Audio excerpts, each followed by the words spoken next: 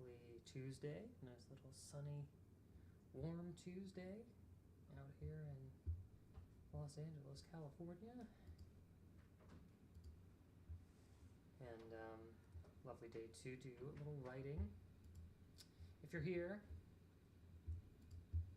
if you're up for it, I'm happy to have you here.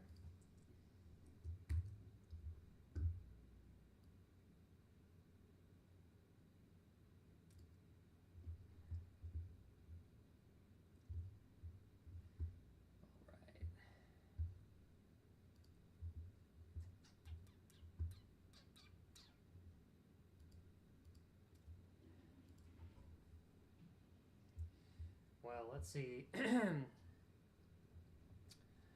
iPro! Hey, good to see you. Or read your texts. How are you? I've noticed you've added confused to the end of your handle. Fantastic.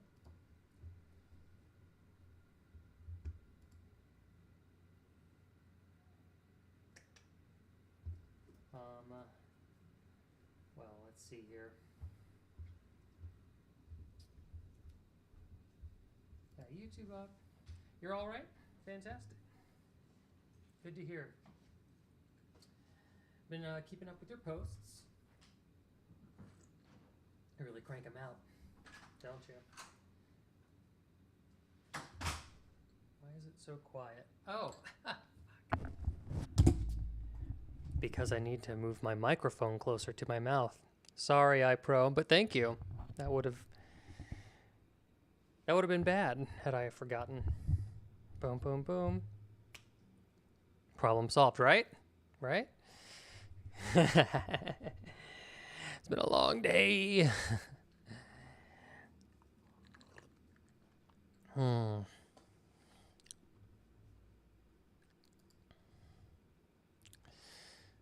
iPro, how are the things on your side of the world, huh? Let's see.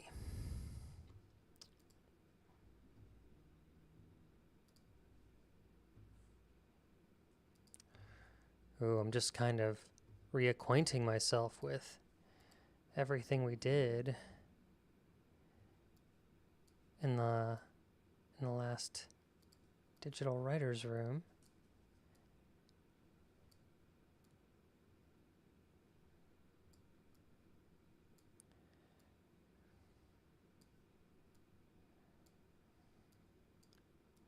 This is going to be real fun to get back into this today.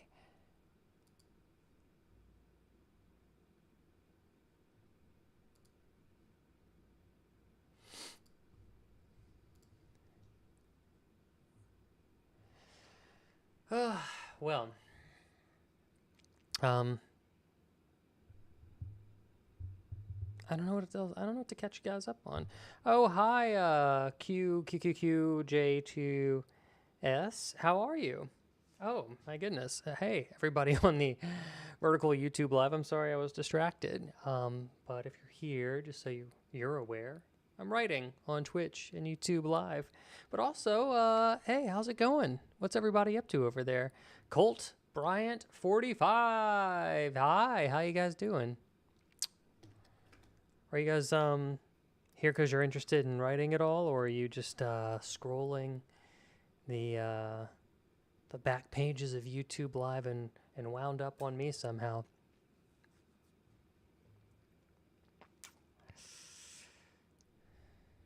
You are the only one on Twitch, as far as I know. Let me see.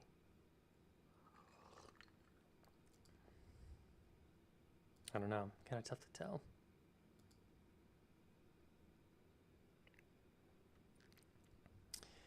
We have stuff coming in from everywhere. You know, we got a little YouTube Live vertical. We've got the regular YouTube page. Got Twitch happening.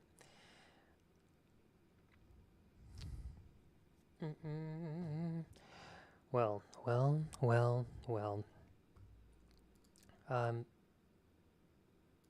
You know, last time we were here, we were giving ourselves kind of some assignments, some homework to get through.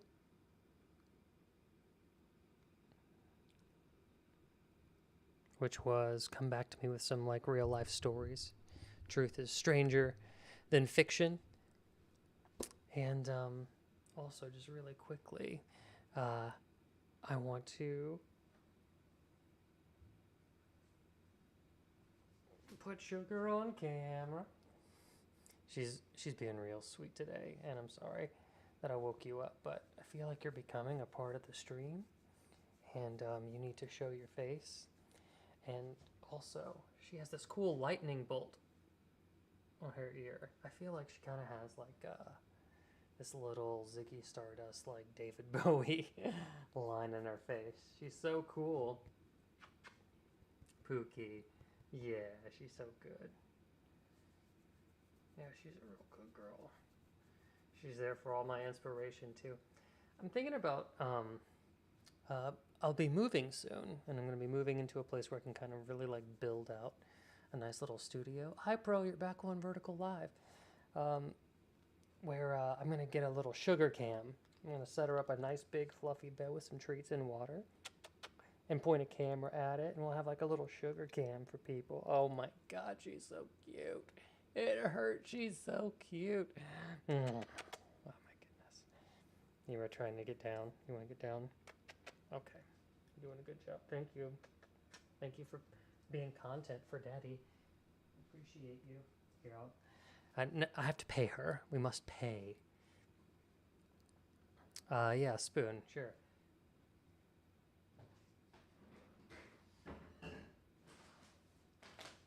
We must pay the talent.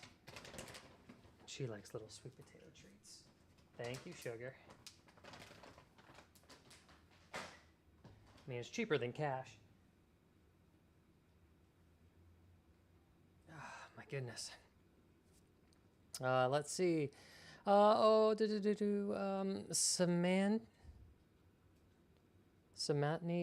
Shambai. Hi, yay, what's up? How's it going? Happy to have you here. Hey, y'all, be sure to like and subscribe if you want to. I am a writer based in Los Angeles, and I, on Twitch and YouTube, have a channel where you can actually see much bigger than this vertical live screen here. And we have a big digital whiteboard, and we all kind of like work together as creatives to create and develop a story. I don't know if anybody out there is ever interested in that. What are you interested in? Like, what's your thing? Is anybody interested in ever becoming like a writer for screen or prose? Or are you a poet? Are you a musician? Do you write lyrics? Love to hear. Samantni Shambai.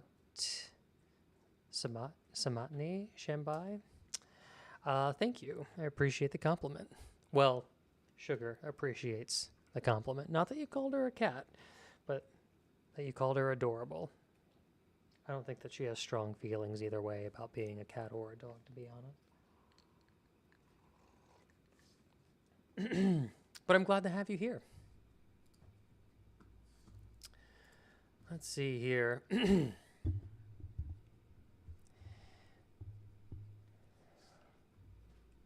just never can find a good place for this microphone.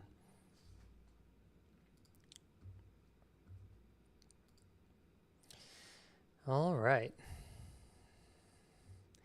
In other news, U.S. begins strikes on Iran after Apache helicopter down. Iran vows full retaliation, y'all. This is the wrong timeline. This should not be the news that we have to live through today. This is bullshit. Sorry. If you have sensitive ears, but come on, I think we all know. It's okay to vent about, like, the realities of the day, right? Like, I think this is always, like, a good warm-up before a writer's room is, truth is stranger than fiction, and having, like, a strong opinion on something also helps writers kind of understand their opinion um, in story, things that you'll create metaphors for. You'll bury your perspective in subtext. So I think it's always important that whenever we have a writer's room, and I do this in real life writer's rooms as well, we have like a little small talk period. What'd you do? Where'd you go? What'd you eat? How was it? What'd that weird family member do this time? What's bothering you about your significant other? Can you believe this crap in the news? Blah, blah, blah, blah, blah, blah. Sometimes what really emerges is a good story, or you kind of generate heat for yourself. David, hi. How's it going? How are you doing today? What part of the world are you joining us from? Me Alpha on Twitch with my little dancing dinosaur. Thank you so much. You know I appreciate you. Ah, what a relief.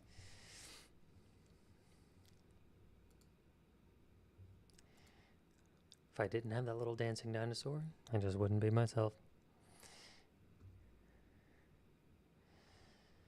Let's see. So I guess without further ado, we can kind of start writing, if that's what we're interested in. Let me see. I think it's time to show people the work that we've been doing.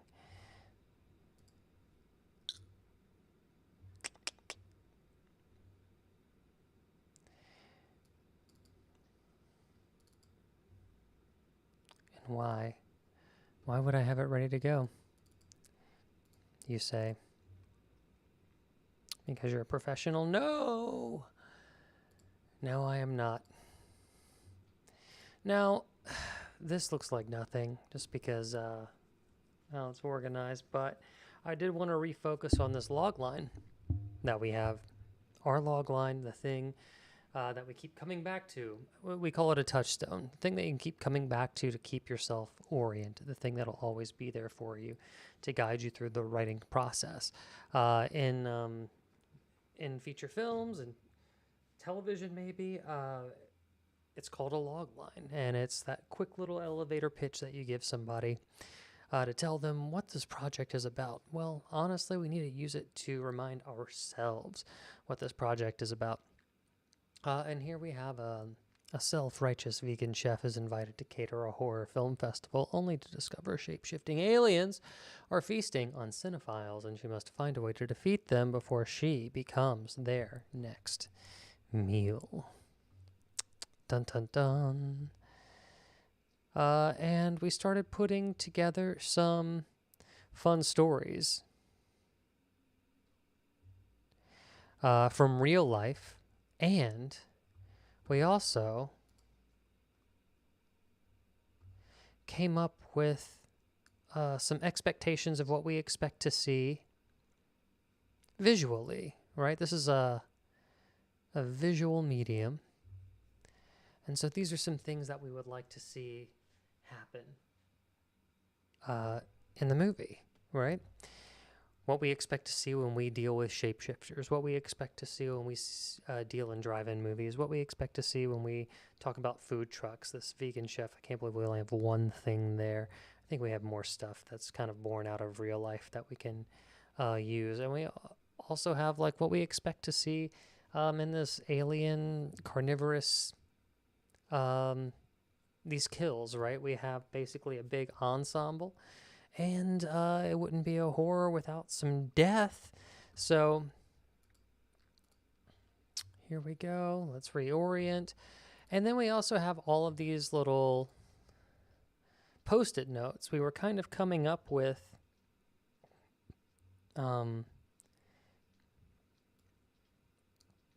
character traits. We were coming up with little ideas that we put on these little post-it notes. And what we're going to end up doing is we're going to start ordering them, figuring out where they belong. And there's a really, really rough draft. My friend sent me a YouTube video of Zach Krieger, who wrote Barbarian and Weapons.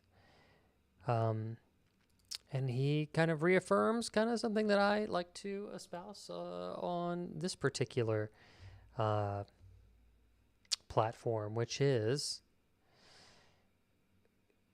getting to failure faster. He described it as you have this tiny little elf, and you've hired this elf to help you write a script, and it has to be a script that you just get to the end to. It could be the worst script possible. You just have to finish it. And this is something that I like to talk about too, because I like to rewrite more than I actually like to write. So, and speaking of writing, we can write something really, really, truly awful and then let our future selves be that hypercritical, judgmental person, the person that sits and watches Netflix and HBO and sits with our arms crossed and being like, I saw that coming a mile away. Well, now we get to be that kind of pretentious little dipshit with our own work and make it better and awesome. And we can only do that whenever we have something to work with. Mookie MC, the Mr. Rogers sweater is on. This is serious. Hello, all at work, and we'll come and go, but I am listening. Okay, thank you, Mookie. Appreciate you being here. You know, I think you're fantastic and always appreciate your ideas. And I know you have to, what is it, middle of budget meeting for you? I feel like that happens around like 5:30 my time. Mookie's one of the few of us who still works in the papers, which I love. Okay. Just gonna check these chats. YouTube Vertical Live, hello there. If you haven't, be sure to like and subscribe. It always helps me out. And also, if you want to see the process of what I am writing, please, please, please go ahead and click above. Join me on Twitch. Join me on YouTube. Hop in the chat. And just know that writing is, being in a writer's room is participatory. It only works if we get to share ideas with each other without judgment. Otherwise, I'm just kind of writing a movie nobody wants to see on my own. It's really about collaboration. So please feel free to jump in, engage. I see. Yes, I forget our time differences, Mook. But I hope it went well, either way. Okay, so here we go. You might be wondering, why are we on this blank page? Well, that's because I am going... We're going to start basically an outline here. Start at the top and start building this. Act 1. Now,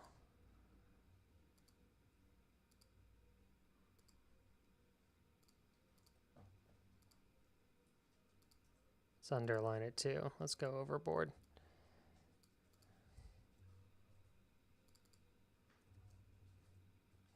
Copy, and then we'll have 2, 3.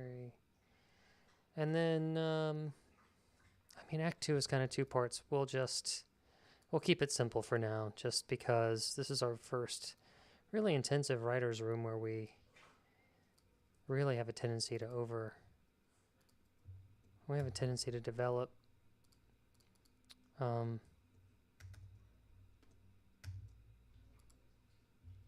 I want to make sure we give enough time. So basically we have Act 1, Act 2, Act 3. Remember, Act 1 is your beginning, Act 2 is your middle, Act 3 is your end. Surprise, surprise. So we have to kind of understand what we owe in each act, don't we? Every story follows a dramatic structure, and you can try and change it all you want to, and you can cite Chris Nolan, and you can do what about Inception, and what about what's the other thing where he keeps forgetting and only has short-term memory? Oh, why? Um, whatever. You know which one I'm talking about. It's going to bother me if I don't look it up.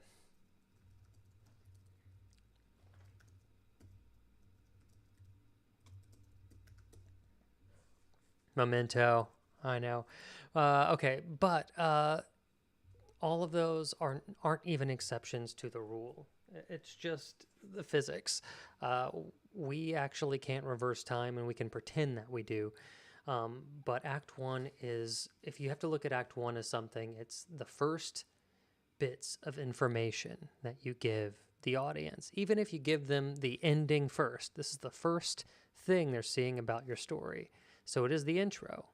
Even if you're ending, even if it's your ending, you have made your ending the intro.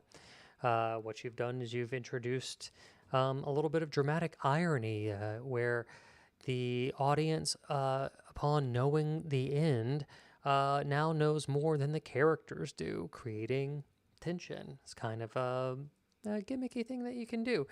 Nothing wrong with it. Love all sorts of storytelling devices, but that's just kind of what purpose that little maneuver serves. So let's not get too crazy with like trying to bend rules. What we're going to do is we're just going to try and find and put things in their proper place. So we have developed all of these ideas that we can look at, all of our little post-it notes, and we can say, does that belong in an Act 1, Act 2, Act 3? And then we are going to start organizing those into a linear narrative. Because we're thinking in images, right? And we're going to craft the story around the images because that's how movies work. It's a visual language. So let's start with these fun facts. Oh, you know what? Actually, I'm sorry. These are things that we're expecting to see in a movie. This is called the promise of the premise. If we start a CSI, I guess we expect to see a murder and a courtroom case and a bunch of false leads and an interrogation scene. Right? There are elements that are due upon delivery of said genres of film or television. So we know that these things are kind of due. So what I'd like to do is I'd like to engage this writer's room. I'd like to say, take a look at this list that we've created. And where do you think some of these things belong? Writers, do you have any ideas? Do you have any notions?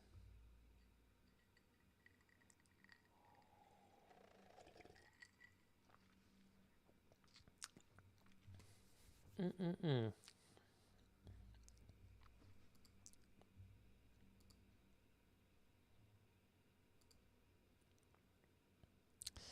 And part of me thinks I should just start playing a video game as well. Probably be more interesting, right? Okay. Here we go. Come on, y'all.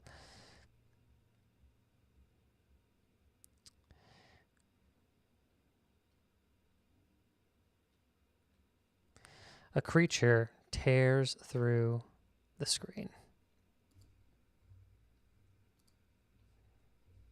I think that belongs in like the beginning of Act 2.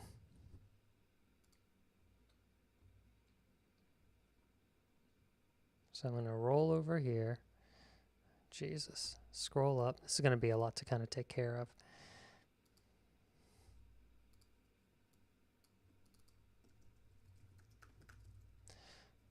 Tears through the movie screen. Terror ensues. That's Act 2.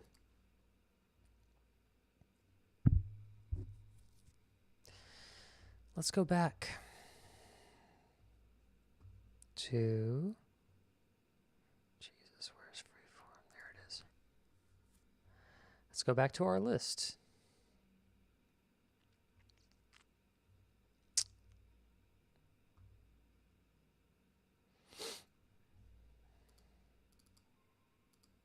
Claire sees a shapeshifter as herself. Claire versus Claire. You know, where do we see this happening?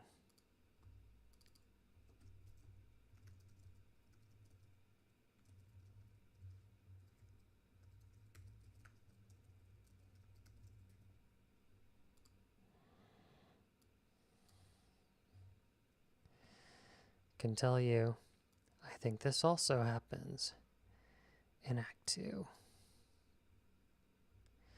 Could be a nice realization moment of, or it could be, yeah, if it is a realization,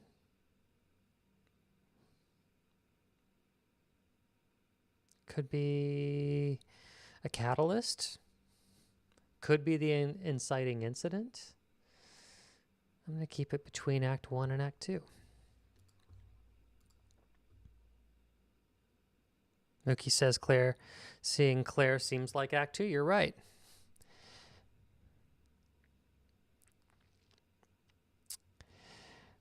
Let's keep going. All of these things, and we don't have to keep them, right? We just have to start, if you've ever put together a jigsaw puzzle, I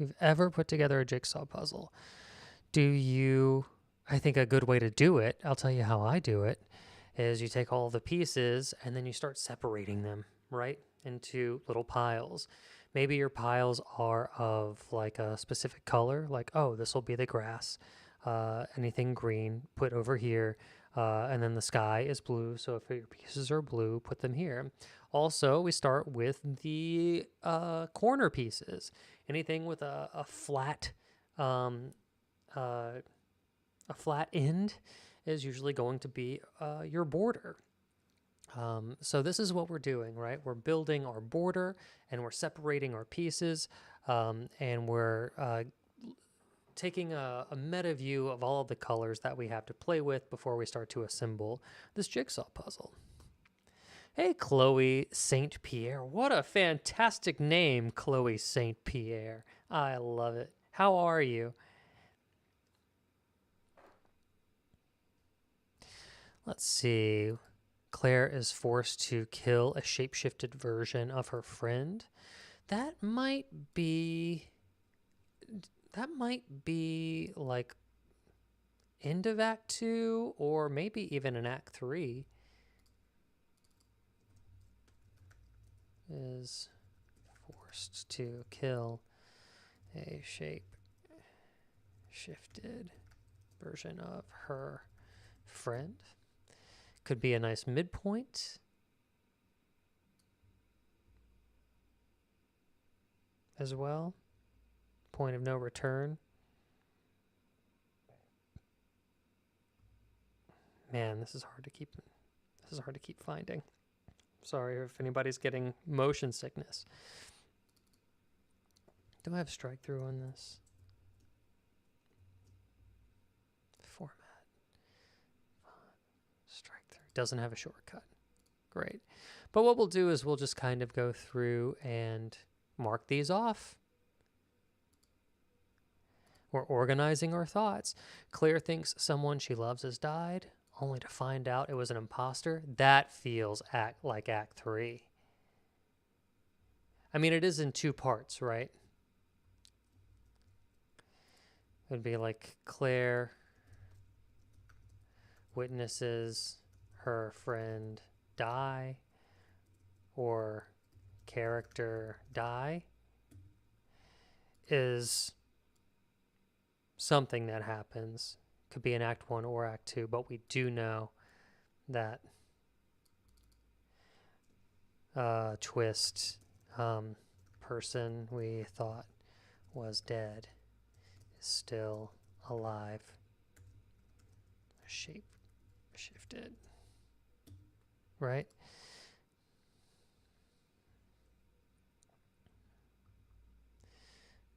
Okay. Something like that.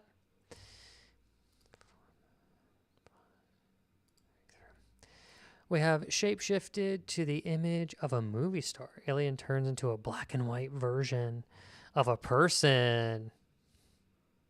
That's really cool. Let's see. Mookie says, interesting. I tend to look at the act structure and then see what note or idea scene might fit there. I go in the opposite direction of what you're doing. Well, there's no wrong way to write, especially whenever you're putting together, or not even putting together. What I like to say is throwing creative spaghetti at the wall. I don't judge the process at this point. I'm just happy that it's happening. It's more important that we're participating, right? Oh, well, you're good. Chloe, what part of the world are you in? Are you also interested in writing? Also, just so what you're aware, over on Twitch and YouTube Live, I have a digital writer's board up, so we're like writers noodling through some ideas, if you're ever interested in what that is. But thank you for being here, is what I meant to say. And I think this shapeshifted to the image of a movie star. Alien turns black and white. Definitely Act 2. Have a feeling we're going to be doing a lot of Act 2 stuff.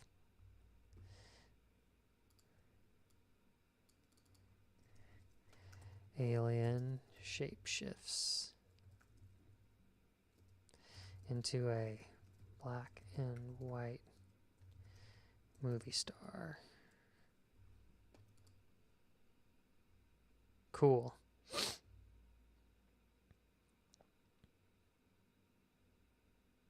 Where is it? Where is it? Okay, here we go. Sorry, don't throw up on me. Y'all, I'll get better at it as we go. Done. Also, I want to give my writers here a chance to participate. You're good. Excellent. Chloe, what do you like to do with your time? Like, what are your hobbies and interests?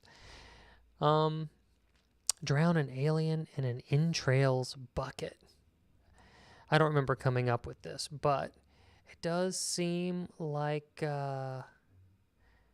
this can go hand in hand with a Claire vengeance kind of thing. Probably the latter half of Act 2 or early Act 3,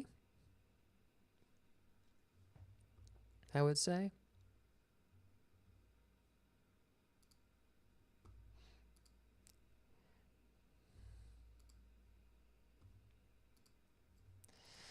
And guys, I just want to be clear.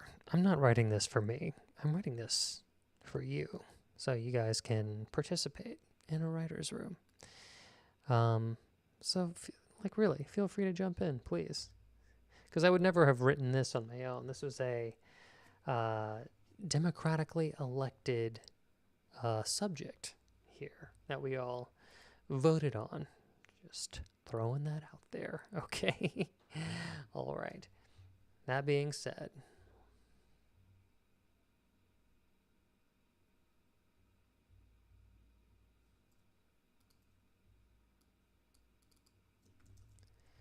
drowns an alien in an entrails bucket. I'm just gonna call that maybe like an Act 3 if it happens to like one of the boss aliens, let's say. Let's see. We have that gone. So these are things that we expect to see in a shape-shifting movie. Not surprised that a lot of that ended up in Act 2. That is exactly what this is for. To help us, to give us a good Act 2, Is the gore guts something that you think led up to, or does it sprinkle throughout? I think it's camp. Is the subgenre mook. So I think there's going to be an element of kind of gore throughout. I think it's very important with this kind of movie, and this is just my writing style, somebody else might approach it differently, but we have to kind of prime the audience to kind of teach them about the movie that they are going to see. Whether that's a dumb show, which is basically telling the movie in shorter form right up at the top, or foreshadowing things. You know what I mean? Like there could be a dumb show of this movie where we're watching a version of these alien shapeshifters with actors portraying something close to our characters and pull back to reveal, oh, this is the reality. They're watching a movie here in this drive-in horror fest. I thought this is what we were going to see, but now it's going to happen to these people, right? Let's see. Drive-in movies. A creature tears through the screen. We did that. I thought that was a classic. We already put that where it needs to go. Couples to be making out die when they investigate outside of their car. Honestly, this feels like they don't know yet about the aliens. It feels closer to an Act 1 inciting incident or catalyst or something like that. The unknown death. And not to mention, you want to have kind of this roller coaster ride of horror throughout. So let's put that in an Act 1, is what I would say.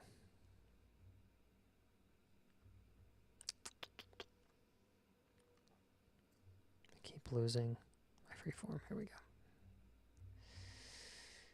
What is this? Let's put this here. Couple. We'll call them the makeout couple. Die or disappear when they investigate the noise outside of the car. Let's go ahead and fling that bad boy into its proper place. Jeez.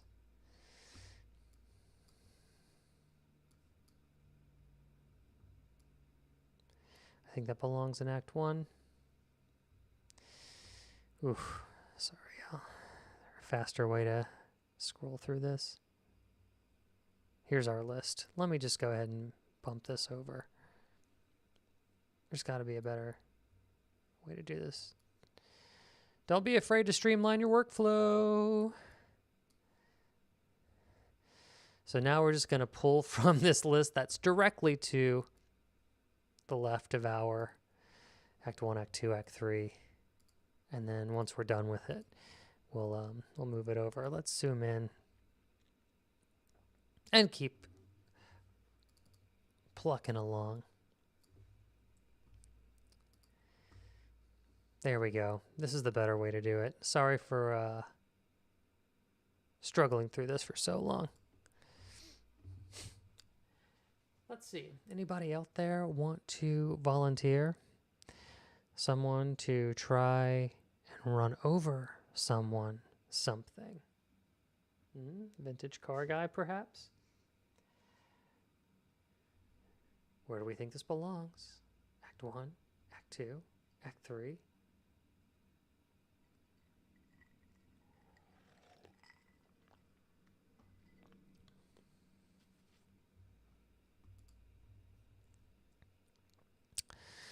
Let's see. More Act 2. Yeah, absolutely. Mook, do you use the same whiteboard when you do a script, or is it more for the stream? I do use this freeform, but I don't use it in this capacity. I do the Act 1, Act 2, 3 post-it notes, but then I also use it as like a tone or vision board, and I pull videos and pictures from online and put it on there while I'm trying to formulate what kind of story I'm trying to tell.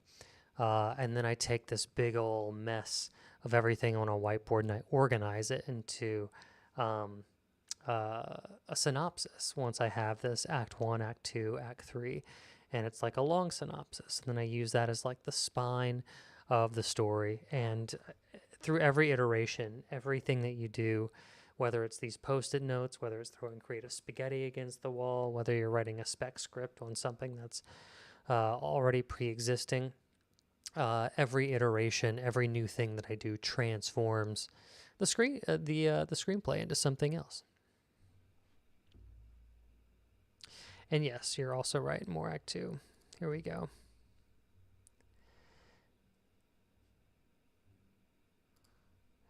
I think we can combine these two things. Someone uses windshield wipers to clear away blood and guts. Let's say vintage car guy runs over shapeshifter and windshield wipes away the guts.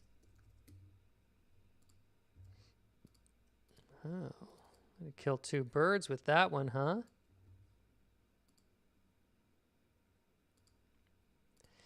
A giant display of carnage, visceral gore imagery. Movie of carnage. Oh, okay. So this kind of goes back to that dumb show. And, you know, we were talking about it, but it's not a bad idea, which is opening movie shown is a dumb show of the movie. It's campy and gory. Gooey. It's campy and has lots of gore. And we'll invent what that movie is a little later. That's something that I could easily see a that is something I could easily see sidetracking us for a while today. Okay. Flammable film used to start a fire. That feels very Act 3 to me.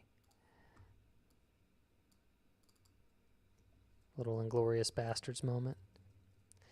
Flammable film used to start a fire. Don't know where in Act 3, just know that it belongs in Act 3. Kind of get an instinct for something like this. Strike through. Okay, anybody else? I feel like it's me and Mookie here. A lot of these can be tied together or combined, but I guess it's because we were brainstorming along the same wavelength. Absolutely, Mook. That's exactly what we are going to end up doing. You have a bunch of ideas, great. But what makes an idea rich and your ability to give an idea dimension is actually the combination of a bunch of ideas. For instance, if we were doing an opening movie of a dumb show is just one idea. Oh, it's campy, it's gore, it's a misdirect. The audience thinks that they're watching the audience thinks that they're watching the real movie at this moment right now. And then how do we get out of it? Well, we can pull back and we can see we can pull back and see that it's on a movie screen, sure. But what if we cut to a couple that's in their car? And then and then the guy disappears when he goes to investigate the noise. And then we pull back even further and realize that we're at a drive-through horror film fest, and that he actually just went to get popcorn, or he's trying to scare the girl because he likes her, whatever. You know, then you just like keep pulling back to reveal to the audience, like, where does this pullback actually end? Where does this movie actually start? And it feels not clever, because clever can be negative, but it does feel elevated. It feels considered. It feels intentional. I mean, even in me saying that, how does the room feel? The writer's room. How would you feel about watching a movie, pulling back, and thinking that, oh, it's just a couple in their classic car eating popcorn. Maybe they're kind of dressed, I don't know, maybe a little like eclectic grandpa. Maybe they got the cardigan going on or something. And you think, oh, maybe movie takes place in the 50s. And you pull back and you realize that this person is in a 2013 Kia Sorento, or the vintage car is just one of many cars and a lot of vintage cars where people have cell phones, and actually they aren't in the 50s, and then it's the modern day, and we keep discovering as we keep pulling back, right? Could be fun. Could be a fun reveal, and it's also a very campy way to subvert expectations.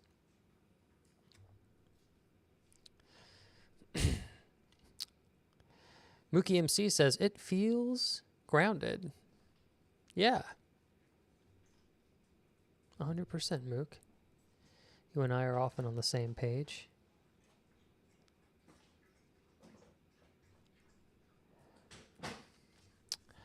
Let's see. Let me check the chat. YouTube's a little down today. Okay.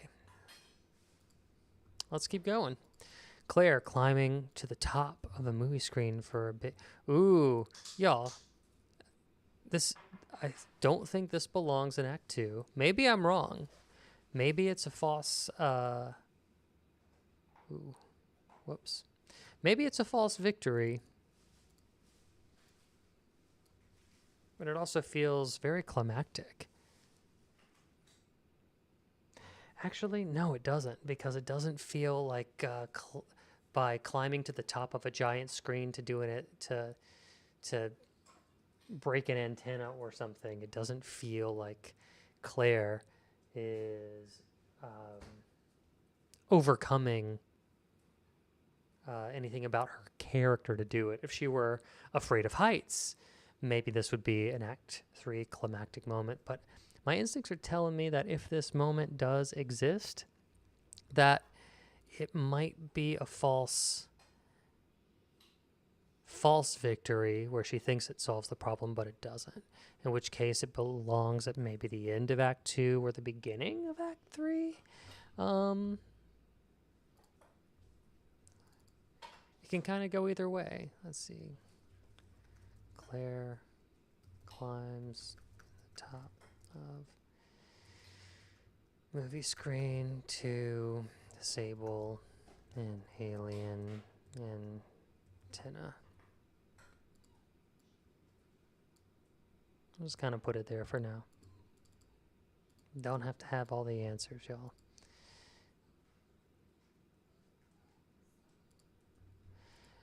Jeep winch used to tear alien in half? Come on, Act 2.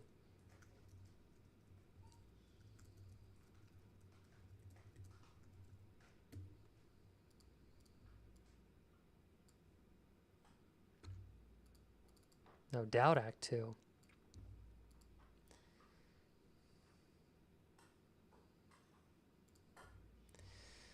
Okay. Let's see. Where does the scene fall? Mookie asks. Where does the scene fall where the lead thinks they have overcome, but soon realizes they are in even deeper? At some point after the midpoint. The midpoint is the point of no return, and then depending on what kind of movie you're talking about, you have like a false victory or a false defeat. In this case, I think we're dealing with false victories here, and we keep pulling the rug out from under our characters, or they're also called turns. You know, if you were, it's more of a TV term, but you're talking about what happens right before that all is lost moment. That seems like the place for the alien antenna. Perfect. Yeah, that's end of Act 2, beginning of Act 3.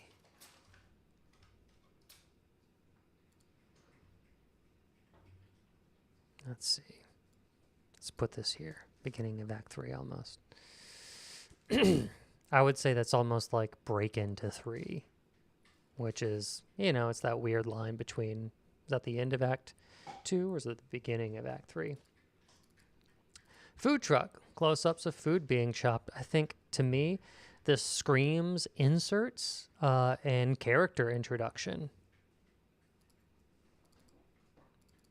I'm going to put visceral here. Food being chopped. Foreshadowing. That is definitely part of an Act 1 character introduction.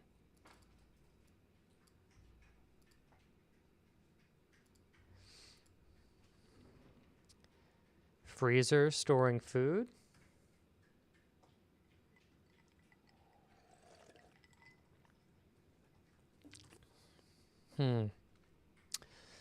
If this comes into play, like they have to freeze these aliens for some reason, I don't know exactly how important this will be, but we'll say a freezer for food storage is shown. We'll blow by that. It's basically nothing, but potential information. Deep fryer, deep fried enemy. So basically we're talking about a food truck fight.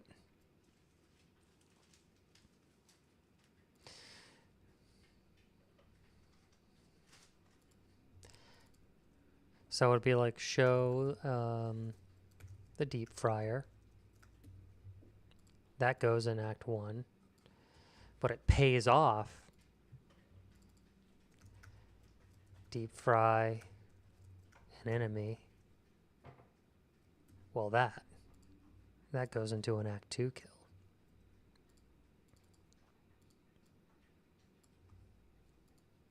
Might not even be a kill. Might be an injury.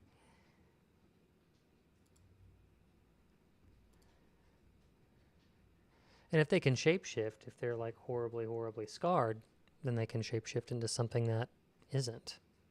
Could be like a micro little false victory. Aliens EMP and kill modern cars, forcing Claire to steal a vintage car.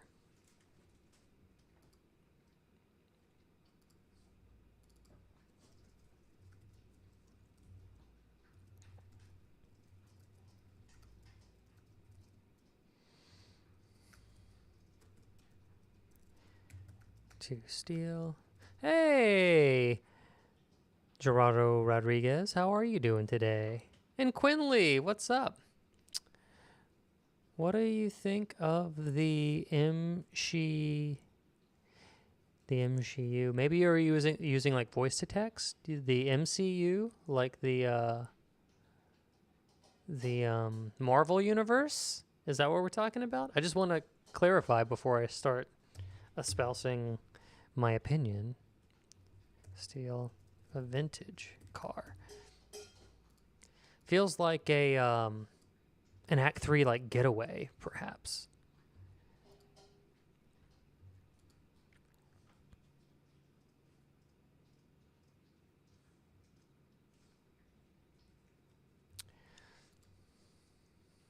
Jambit, what's up, man? I haven't seen you in a while. How's the streaming been going? Suanova, what's up? How you doing? And Marco Sam? Or Marcos?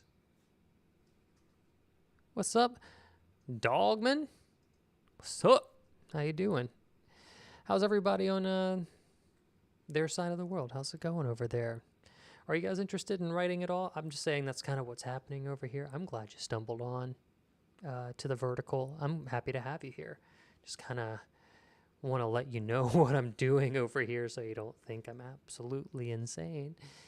Talking about alien shapeshifters. Or if that's what you came to YouTube Vertical Live for. Welcome.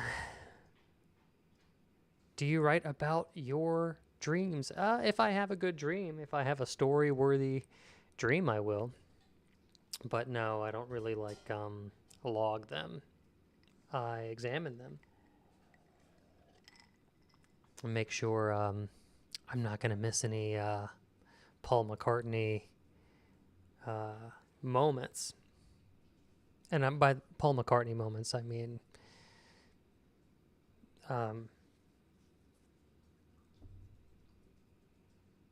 didn't he write Let It Be?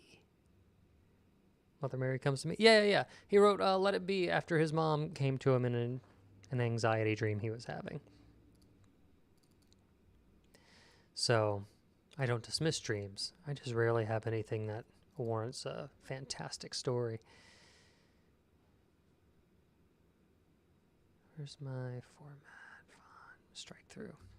Okay, we have this vegan chef uses a carrot as a weapon, perhaps whittles a veggie into a shiv. Very, very camp.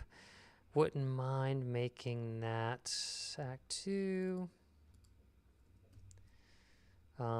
Claire, or maybe Sue, uses a carrot as a weapon.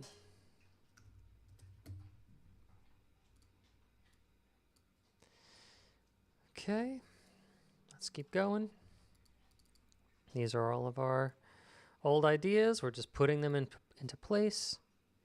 Boom. Next. Done. Alien carnivorous kills. Sue dies. Oh no. That seems like... It seems like a great midpoint. Or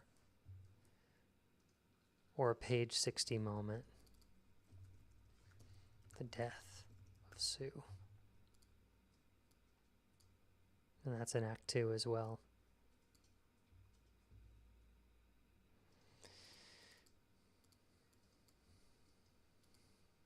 And strike through.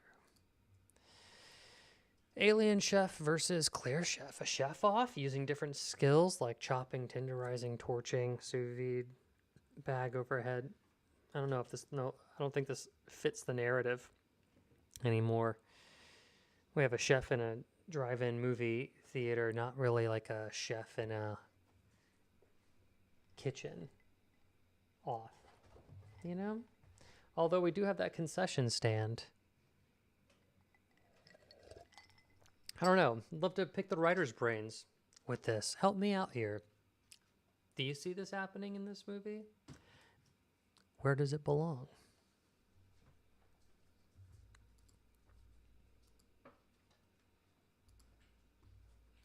Where does it belong?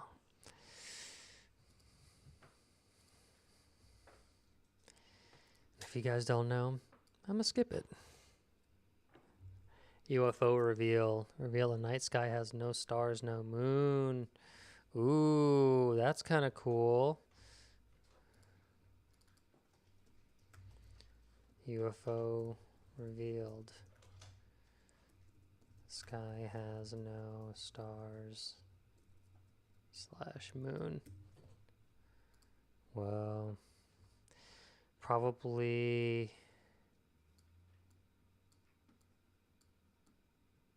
Act 3 surprise. The big twist. Feels like a twist.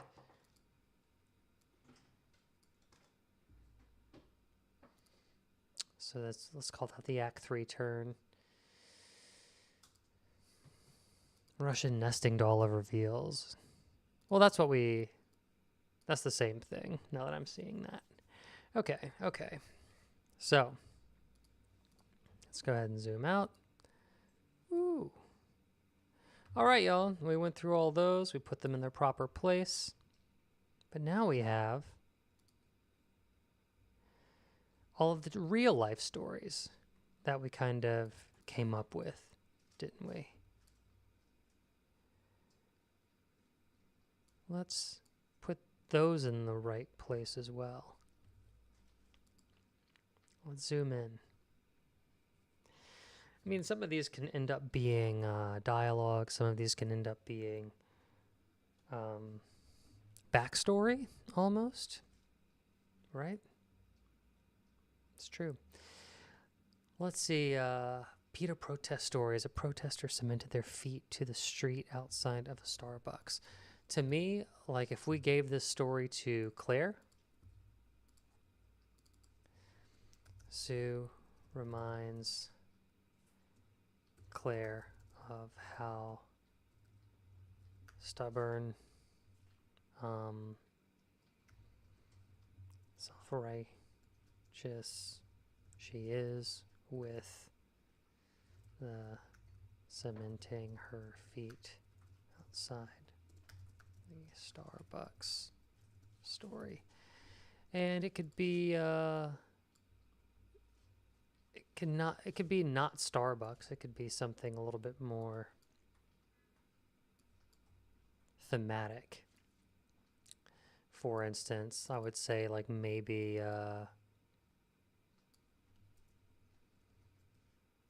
pig farm or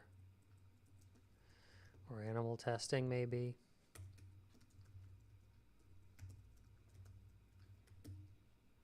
Be a little bit more on the nose.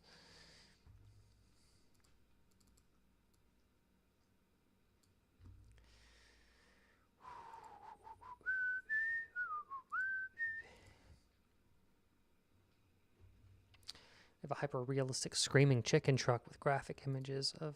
That also seems character introductory. I'll call it Meet Claire's Food Truck. A visual representation of what Claire stands for. Come on.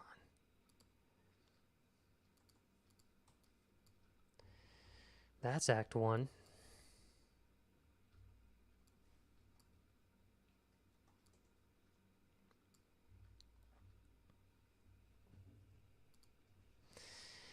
Isn't it?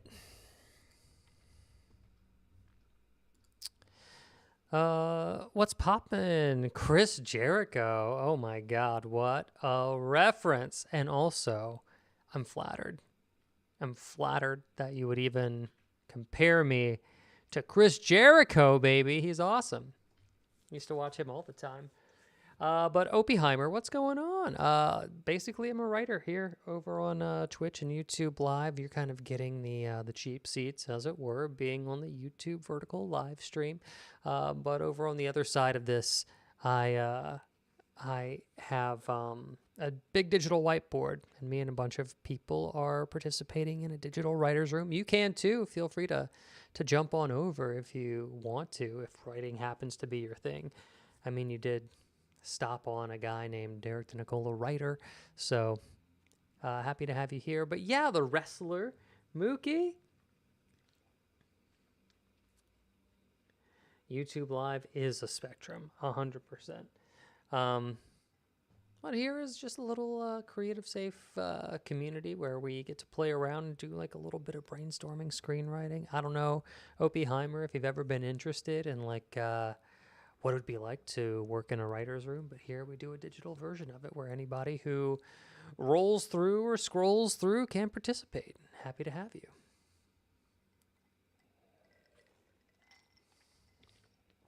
And of course, I will catch you up if that's something that that is something that you are into.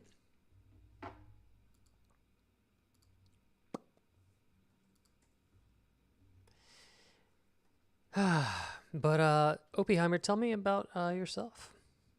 What is it that you are into? And what's it like on your side of the world? What's going on?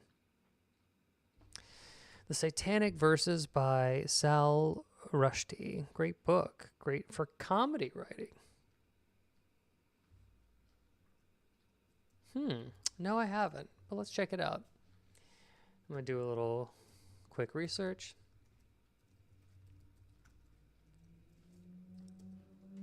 By Salman Rushdie. An Indian British writer, first published in September of 1988. Inspired by the life of the Islamic prophet Muhammad.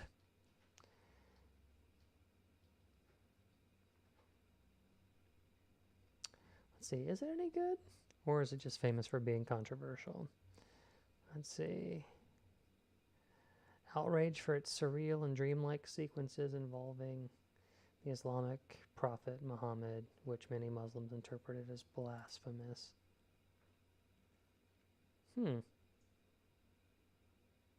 Wow, it certainly did spark a lot of outrage.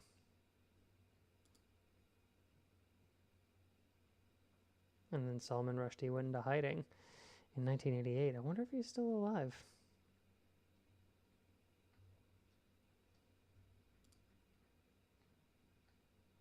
Interesting. I learned a little something today. Don't know if they're any good or not. I have to read them for myself and judge.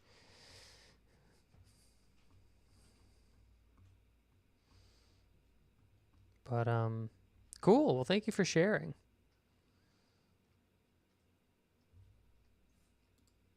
I'll have to check that out in my free time, of which I have none, but I appreciate you sharing. That's cool. Let's see. You do think it is stretching it a bit? Yeah. Right? You kind of just develop a writer's instinct for these kinds of things. It's like, I don't know if that's the story anymore. Let's do this. Let's give it a little strike through. Boom. Little known food facts. Odd names for fake meat, dairy, animal products. I think we can probably see Claire trying to persuade a potential customer to order oddly named meat / dairy named, let's say, non-meat. Whoops. Non-meat, non-dairy products from her menu. And that'll be fun. That's a real writer's room treat to like sit down and be like, come up with Claire's menu. What is the menu on this food truck? How ridiculous does it come across? How bad are the puns?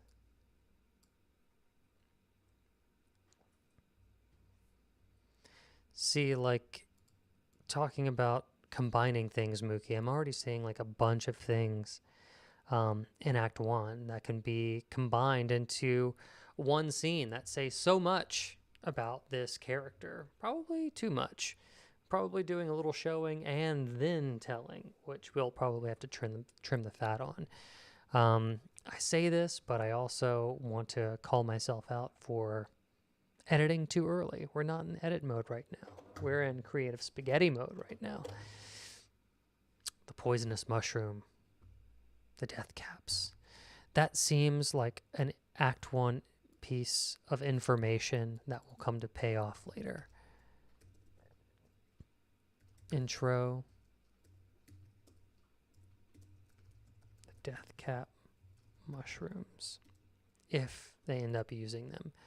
I don't know why Claire would take poisonous mushrooms into her food truck, or maybe it's Sue being inept, but if we do end up using these later, we will need to be introduced to them in Act 1.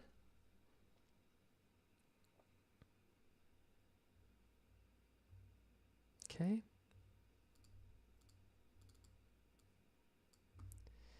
Format. Font. Strike through. Okay. Bad leftovers lead to necrosis. That is a true thing, but here's what I'll say.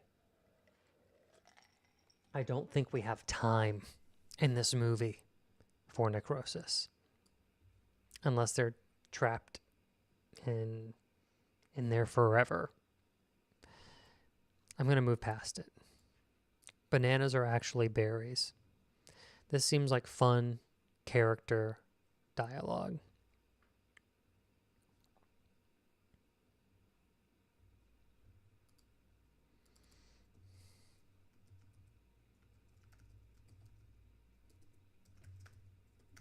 And I don't know who it belongs to. But we could use it to establish characters. Could be one of those fun little janitors. We have like a little janitor duo. But it feels like somebody showing their knowledge. Maybe an introductory argument for somebody. That'd be a really interesting way to meet a character, to show up in the middle of an argument about whether bananas are berries or not. Honey never goes bad. Strawberry. Let's group all of this. Strawberries and blackberries are not berries. We'll group all of this together.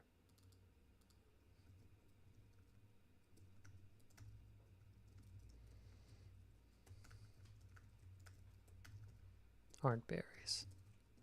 Honey never goes bad.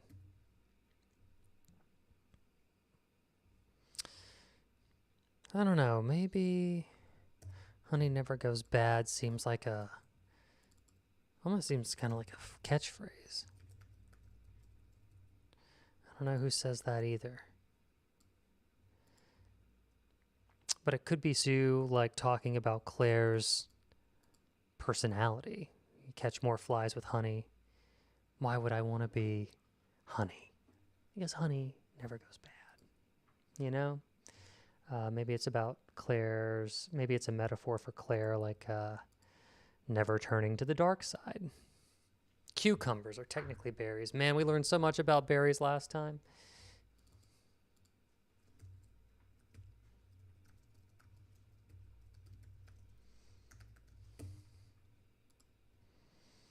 Feel like that's becoming a janitor argument. It feels like a runner piece of dialogue, doesn't it? Mac and cheese used to be fancy. Feel like this could be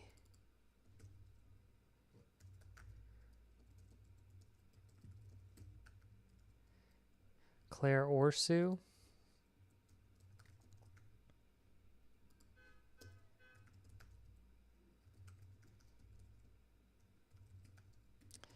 Mac and cheese used to be considered fancy. Whoops.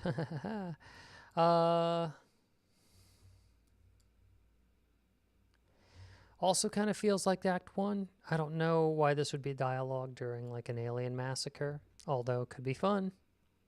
Maybe I'm wrong.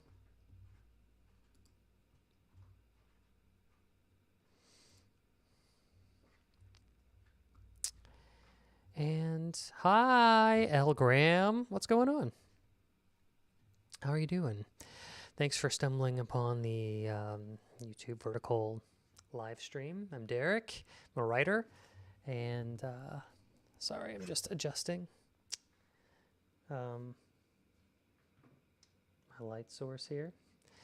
But I'm writing over on Twitch and YouTube Live if you ever want to pop over, see what exactly we're writing. Otherwise, just hi. Thanks for stopping during your scrolling session. Happy to have you here. It's been a blast. Milk has been used to describe non-dairy products since. Okay, so we should start clumping like information together, is what I'll say. So we'll take milk has been used to describe non-dairy products since the 13th century, and we'll add it to our previous note, which is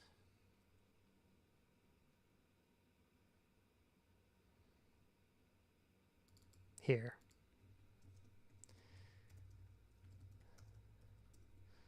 Been used to describe non-dairy products since the 13th century. Wow, Claire's food knowledge is out of control. Hey, haircut. Oh yeah, I did get a haircut. Thanks for noticing, Polka Dotter 17. How did your stream go? I saw, are you still streaming?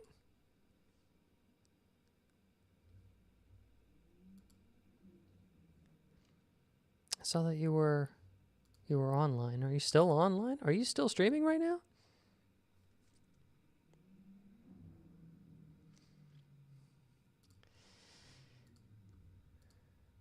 polka dotters, we have been taking all of our stuff. I know that you were really active in this last chat writer's room. Oh, not tonight, actually. Okay, cool. Oh yeah, I don't see any bloopy going on. We've been taking all of our stories, our real life stories, our ideas for what happens in the movie. We've been reorganizing them. I've been turning them into little post-its. We've been putting them under Act 1, Act 2, Act 3, where we think they belong in the movie. We are, to go back to my analogy of a jigsaw puzzle, we are putting our blue pieces of sky in one pile, our green pieces of grass in one pile, and all of our corner pieces together in one pile. So we can start to create these borders, the spine of the story, and yeah, and just keep plucking away at things. Milk has been used to describe non-dairy products since the okay, perfect. We just said that that's kind of a Claire character thing. We're gonna call that Act 1, kind of like a meet the character. We have world's worst dining stories, restaurant customer stories, crazy design food trucks. Oh yeah, we kind of put the food truck intro where we meet the food truck almost as like a character. Not underline. Come on. Strike through. Already. So that's a repeated beat. Running out of propane gas.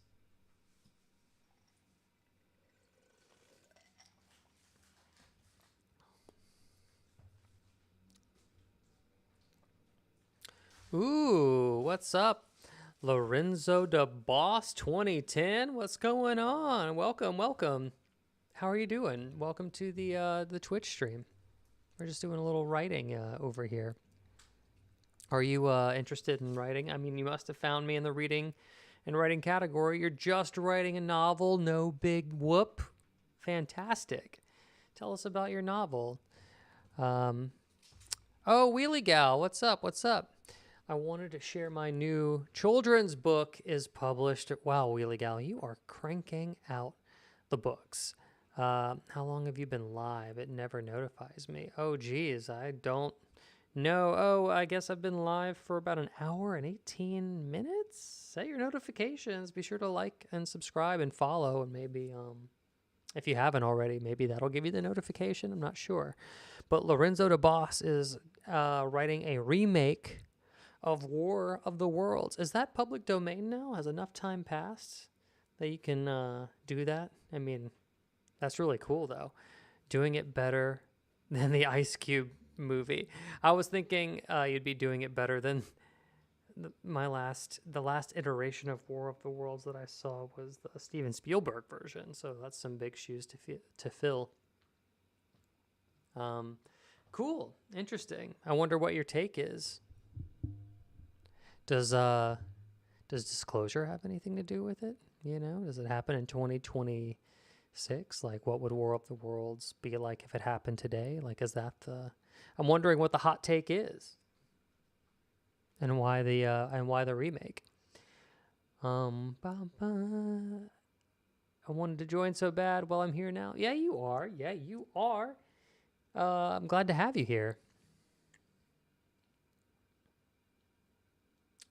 And Wheelie Gal, share your new children's book. What's the name? People can go and look at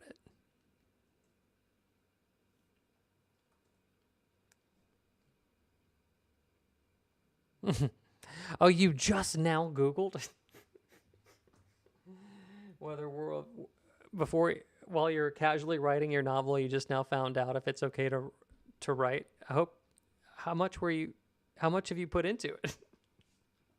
What phase are you in? I will not get sued. That's good. Lila, the first gymnast. Lila, first gymnast.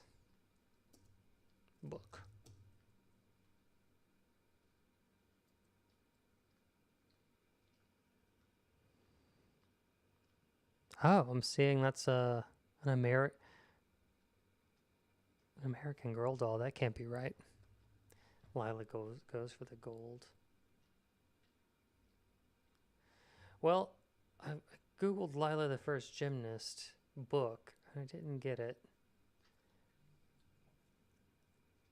Oh, Celeste Sawyer. Let me see.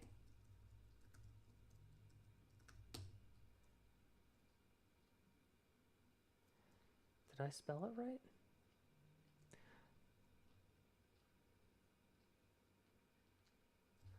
Wait, why am I having trouble finding it?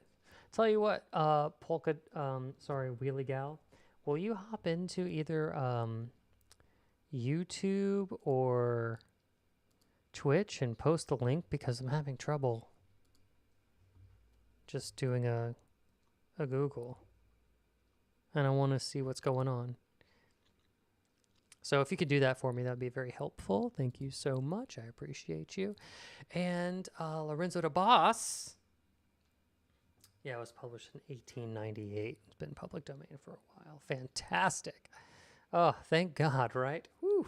Nothing like writing an entire novel and then realizing you can't do it because you have no rights to. But fantastic. So Lorenzo de Boss, tell us what's your hot take on War of the Worlds? Like, why are you tackling this particular story that's been redone a few times? I mean, I can think right now that there is a lot. There's something about War of the Worlds, the first radio play that Orson Welles did, where he actually inspired mass panic, and there's kind of a disinformation narrative that's been running throughout the past decade or so. I mean, always, but more prevalently in the past decade or so in politics, particularly American politics. I wonder if that has anything to do with it. This isn't based on the H.G. Wells story. What is it based on? But the aftermath of the radio play. Oh, fantastic. Ooh.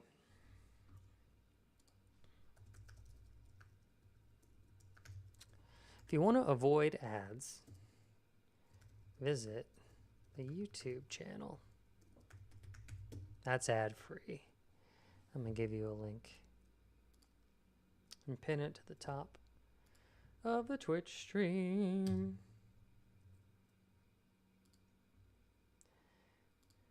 And all right, cool. There we go. Did everybody get that? Lily is the first gymnast. Okay, so maybe I misspelled it.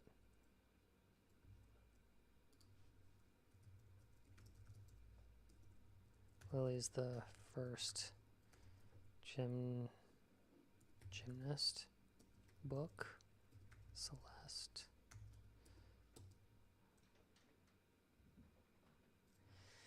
Yo, I am still having trouble finding this.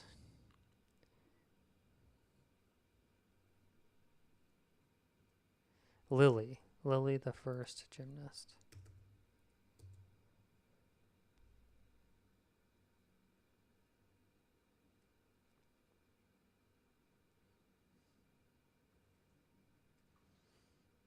And then Celeste Sawyer.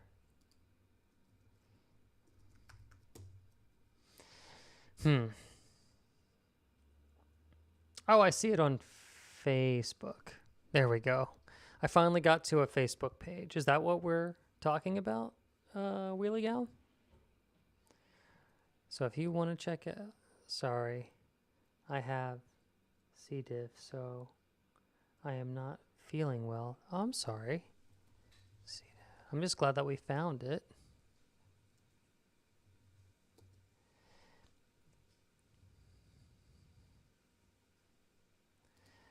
So I see an author supporting authors Facebook page. Authors. Well, this is just kind of fun, isn't it?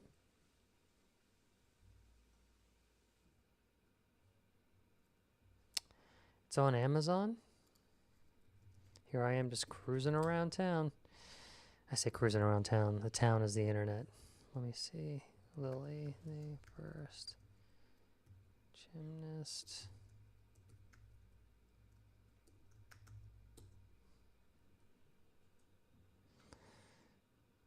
Lily's first gymnastics class.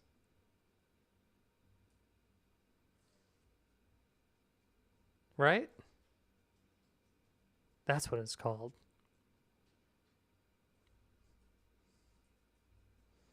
You must not be feeling well if you,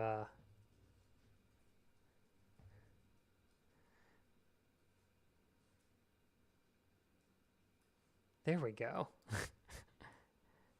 If you forgot the title of the book that you just dropped, let me see. What's the day? The 9th? 3 days ago. Okay, so we found it. It is on Amazon. It is available in paperback for $10.99. Join Lily as she takes a big step and attends her very first gymnastics class. Lily is excited to learn new skills, make friends, and try her best. At the gymnastics center, she meets Coach Mia and a new friend named Emma. Together, they discover that gymnastics is about more than flips and cartwheels. It's about courage, kindness, friendship, and never giving up. Perfect for beginning readers.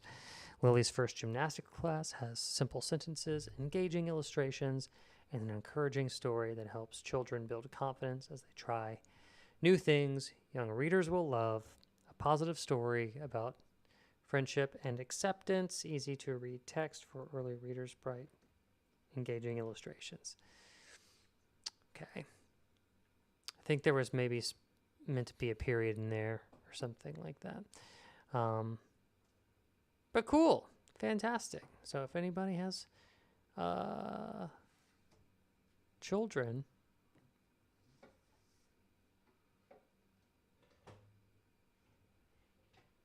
or if you're just introducing yourself to reading for the first time, we can all go and support Celeste Sawyer over here, Willie Gal, with Lily's first gymnastics class on Amazon. Cool.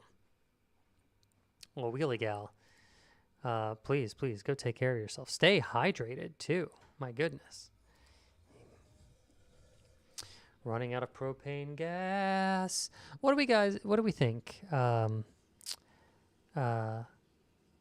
What do we think about running out of propane gas? Shall we put that in Act 3 like a dun-dun-dun moment, or is it a catalyst? Is it an inciting incident into a bigger moment, something that maybe gets Claire out of the food truck, or maybe even Sue, that probably maybe leads to her death? Lorenzo the boss. So yeah, do we wait it out? Do we avoid the ads? Fantastic. Yeah, and Lorenzo, if you want to, you could always hop on over to the YouTube channel, like and subscribe. It always helps me out, but also ad-free. And I feel like I'm only like 2 subs away from having like 100 subs, so that would be fun to get today. No pressure, but I'm counting on you. Also, if you get bored of me, I want to direct your attention to the television screen behind me. This is very brain rotty if anybody else is interested. But my wife loves to play Dinkum. Feel free to look that up. Dinkum is basically Animal Crossing on Australian steroids. So if you get bored with my writing bullshit, feel free to watch little animated characters mine, garden, fight little island creatures, and watch the overall construction of Bananaberg, her village. Lorenzo says, I also write a genre of horror that people aren't fond of. Well, it's good to know your audience and that you've alienated them. What genre of horror are people not fond of? I'm kind of scared to ask. Do I want to know? I don't know if I want to know. I mean, just tell me. Splatterpunk. I don't know what that is. Am I gonna ruin my algorithm if I Google this? Like, do you want to tell me, or are you gonna screw up my like search history for the rest of my life if I type this in? How much trouble am I in if I do this? Ooh, Wheelie Gal says the propane gas shortage could be another issue that leads more to the story. Yeah, 100%. But where in the story? Where do we place it? Act 1, Act 2, Act 3? Where do we see this this event taking place? I like to think maybe it's an Act 1 issue. They're unprepared. Something to get clear out of the food truck and moving around the environment. You know, we're probably going to follow her around. We're going to follow around a little bit of our ensemble characters. Let's just say food truck runs out of propane. It could be a great way for Claire to go and meet her cousin in the concession stand. The one who got her the job.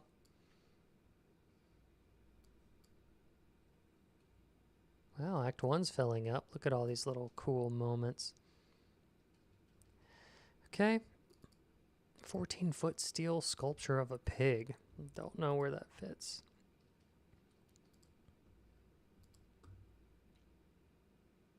Don't know really where that fits. Wood fire pizza oven, kind of deep fryer-ish, maybe. So Claire's food truck has a pizza oven and a... I don't know. We'll figure it out.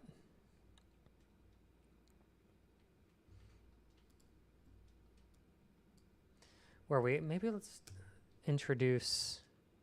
If freezer for food storage is shown, then pizza oven is introduced. And then we'll combine that with, like, show the deep fryer. We'll get all of the cooking equipment shown and out of the way so we'll know what, like, weapons she has at her disposal for later.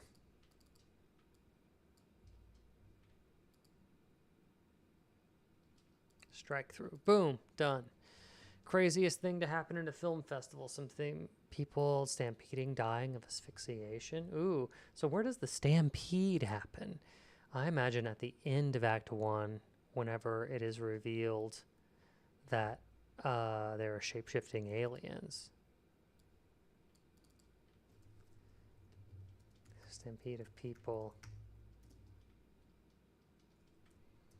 Once crawls. Maybe once something crawls out of the... Oh yeah, we already have that.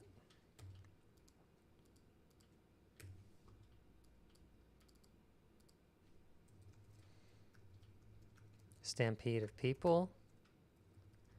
Causes deaths.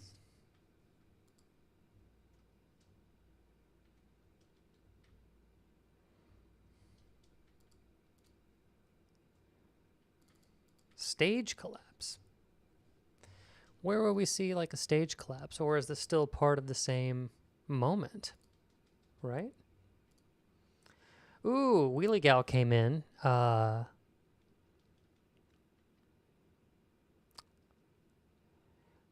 middle is always the dead part of the story, so it could lead the story when it normally dies. Well, hopefully, whenever we write, the whole story is propulsive. I agree that Act 2 is notoriously kind of hard to write and to keep alive, and takes the most amount of effort. But the middle isn't always the dead part. It's just the dead part whenever the writing is bad. Right? But if we know that the middle notoriously sags, it just means that we haven't gone through enough drafts to fix it. If we know the problem, we have to fix it. We're going to put our name on this. You know, we got to be proud of our work. So I like you came in with the statue falls, and then she sees she is in more danger than originally thought. Agreed. But where in the story do you see that taking place? Act 1, Act 2, Act 3. Because this is the game we're playing. Organization of thoughts. We already had all the ideas, and we know that sometimes these things lead to information being revealed or raises a bigger question to an even bigger mystery, or puts the character in danger or gets the character out of danger. But let's talk about act placement. Let's talk about act placement.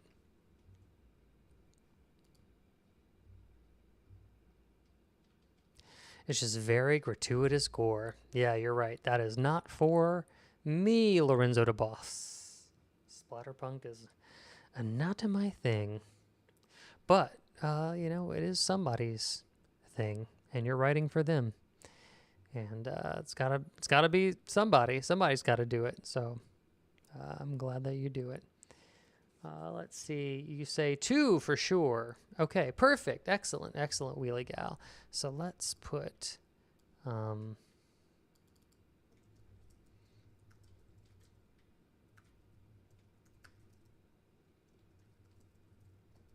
falls over. Okay.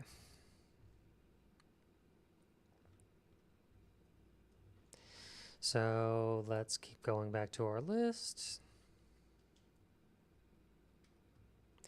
I remember at the last time we did this, I asked you to bring some of your own stories to the fold, some of your own research. Do we see a stage collapse here? I feel like it's, I'm kind of feeling like this is double mumbo jumbo. Like we don't really need it because we have something tearing through the screen and we have the collapsing of this giant pig statue. Just don't really see it. Just don't really see it. I feel like it's already kind of happened in a different way. Let's talk about number 5, crazy things to happen during a film's Q&A. A surprise cameo, what's up? Maybe, here's the thing. We need to meet every character who's pivotal to the plot pretty early on. So I'm going to do the surprise cameo by, what do we call this guy? Scott? We have a character page. Scott Stelzer.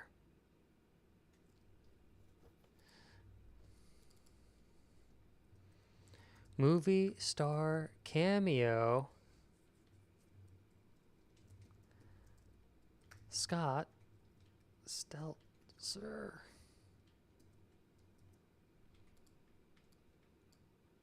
This guy is too big for this festival, but he's there anyway. And maybe it's not even really him. Maybe it's the shape-shifting alien.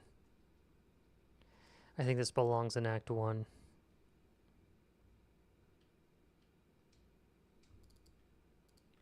Done with the surprise cameo. Fantastic. Let's strike through this. Boom. Fantastic audience member. Oh, sorry, not fantastic. Fanatic. Fanatic audience member. Stalker. Feels like that would go hand in hand with a cameo.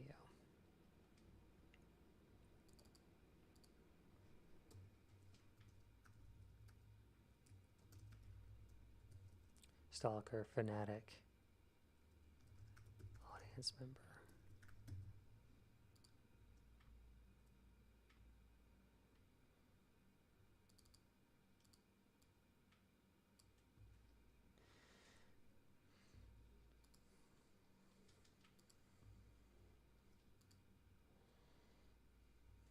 And then weird things to autograph.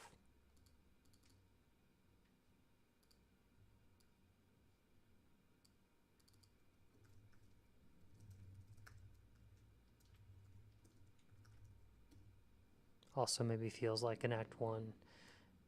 Could be weird. I don't know. Like, I was thinking, who's going to ask for an autograph during the middle of like alien shape-shifting carnage? But the fact of the matter is the subgenre is camp. And if somebody did in the middle of like running for their lives and they duck into a secluded alleyway, they go, I know this isn't really the time, but can I get an autograph? Or, we can make it 2026. A selfie. So I'll put /selfie because it is set in the modern. I almost would like to see it pay off in Act 2. We need a reason to come back to Scott Stelzer. Who knows how long he survives the movie, but... So it's not even weird things, it's like weird timing. Weird timing, bro. Now's the time you want the selfie? Let's check the chat. Despite the chaos, someone refuses to get out of the autograph line. I love it.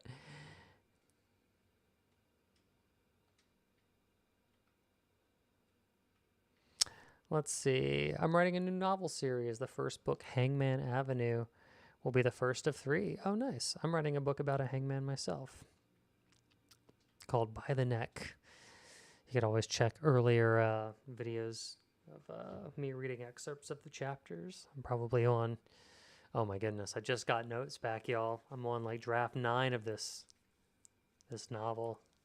I didn't think, I was like, I don't know how to make this any better. And then I got the notes back and I'm like, oh my God, it can be light years better. Sometimes I just need a little distance. So you're rewriting World of the Worlds and a book series of the first of 3. Fantastic. Lorenzo, do you already have anything published or no? Wheelie Gal said, you said alien, right? What if someone who they thought was human turns to an alien? Yeah, we do have that moment. We do have the shape-shifting reveal in Act 2 somewhere. Where is it? Oh, we divided it into 2 moments where Claire thinks that someone she knows has died, only to reveal that they were a shape-shifted version of themselves. The twist, person we thought was dead is still alive because they killed a shape-shifted version. Is that the same thing? The fanatic fan could be a shape-shifting alien? It could. Here's what I would say. I would say, like, let's keep in mind that the aliens are drawing in their human meals. So most of them are in on it. So if alien was shapeshifting as a fanatic to potentially a shapeshifted star, then they're basically extras in their own performance, which I'm not mad at. It's just something to kind of consider. That's very interesting. Nope, not yet. No problem. You'll get there. You will get there. We all will, if we stick together in our writers' community. That is why they want the picture. Wait, why do they want the picture? Because they are an alien, or they're looking to shapeshift into something? I know you're sick, Wheelie Gal. I just want to make sure I get your idea correct. And I know it's also tough to like type really fast on your phone too. You know, I know I'm asking a lot, but I just want to make sure I'm understanding you correctly. Let's get back to it while Wheelie Gal types it out.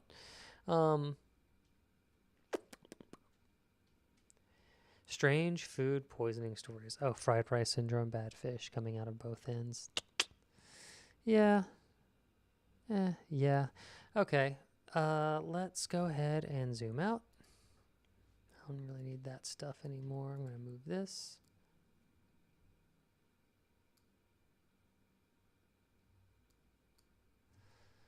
Okay.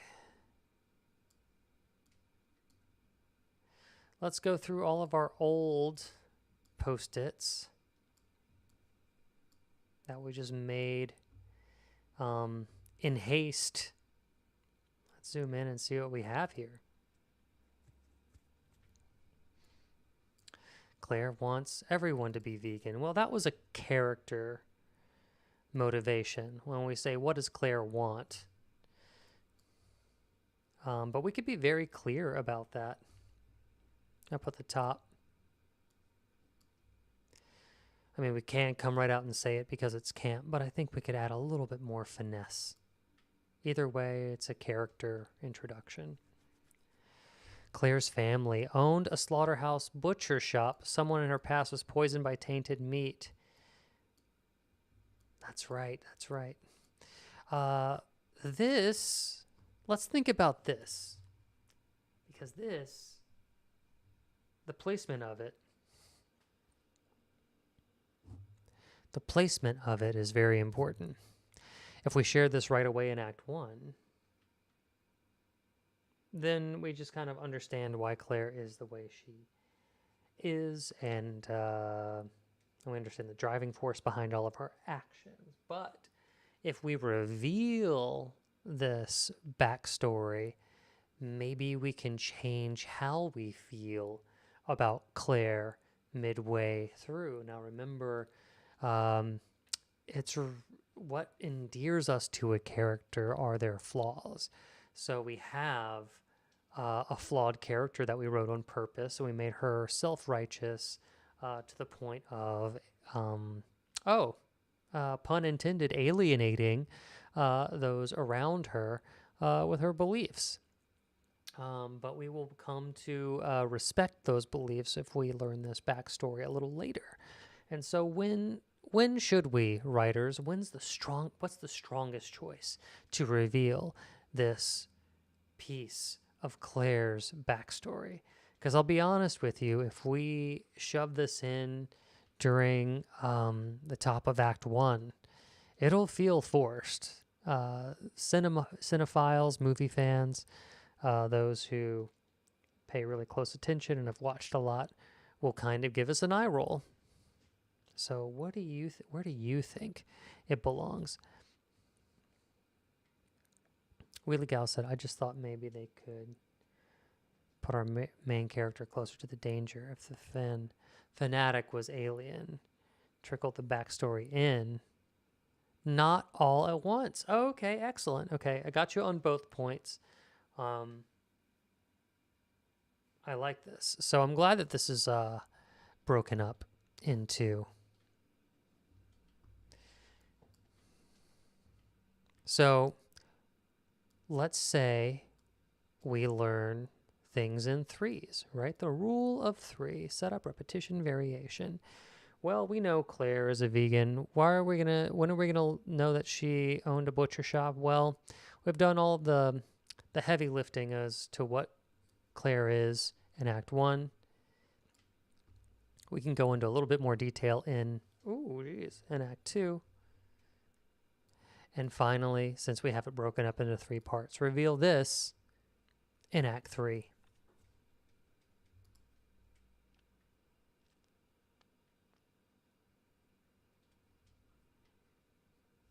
Okay, cool. And let's see, what else do we have here? Ooh, look! We already did a little work for ourselves. Act 2, vintage car guy person is polishing, waxing a car, sees something happen in the reflection. Ooh. Seems like we already have a sequence because we already have an Act 2 vintage car guy with the windshield wiper. Wipes away the guts. We like these 2 things. Let me bring it to the front here. Looks like that's turning into a little sequence, isn't it? It's pretty cool. What else? It'd be fun to jump scare the audience with the sound of popcorn popping. Ooh, yeah, okay. I just don't know where the jump scare would be, but could be in Act 2 most likely. We have a lot of deaths to get to. Fungus, bacteria spreading on vegetables. Interesting. Don't know. Ooh, drive-in movie theater, UFO lore, screen memories. I think that we thought this could be a cool title for the fest. Jeez, I said that really loud, didn't I?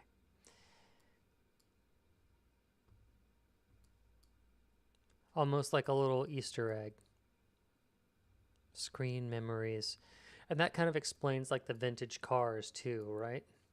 Like a little throwback. That makes it kind of feel, why do I keep doing that? That makes it kind of, the whole movie feel lost in time. Now we have this post-it note about themes, but a theme does not a scene make. We have Hollywood will die because it's more interested in recreating itself than procreating itself. Eventually, Hollywood eats itself or cannibalizes itself. Now, we have a film snob in here, a cinephile character that we haven't introduced. But we will be introducing him.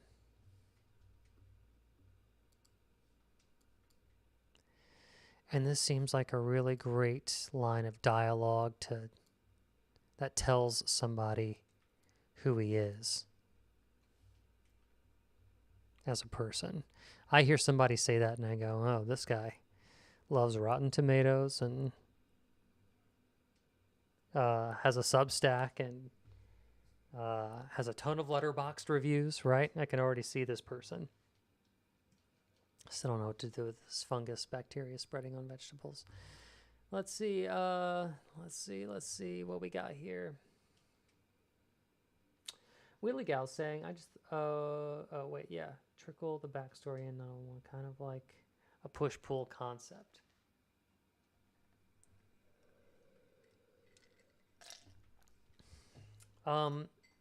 Maybe I'm off, but are you referring still to the revealing of Claire's backstory as the push-pull concept or something else? Also, okay, just checking in.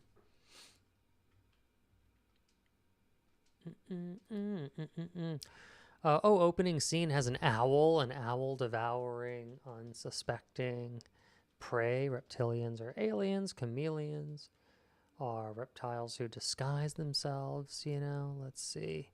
Yeah, we wanted to put this imagery in there as also kind of like foreshadowing. It would be really great to, as Mookie says, combine these things.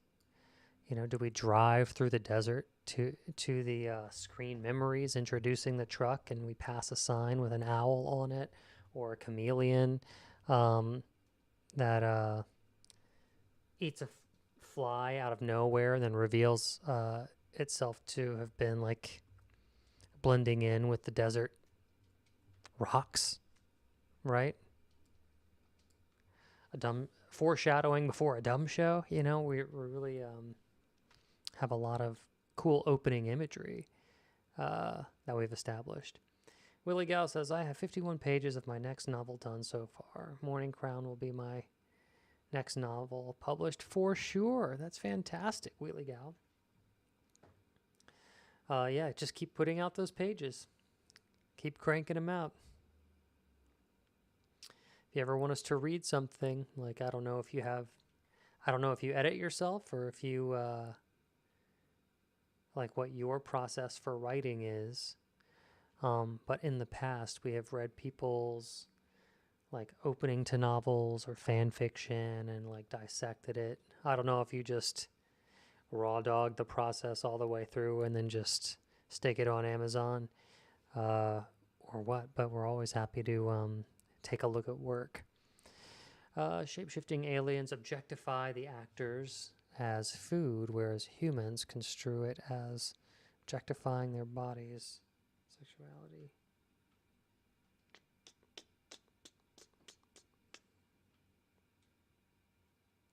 Okay. This is like a character intro. A Weinstein alien, old Hollywood guy.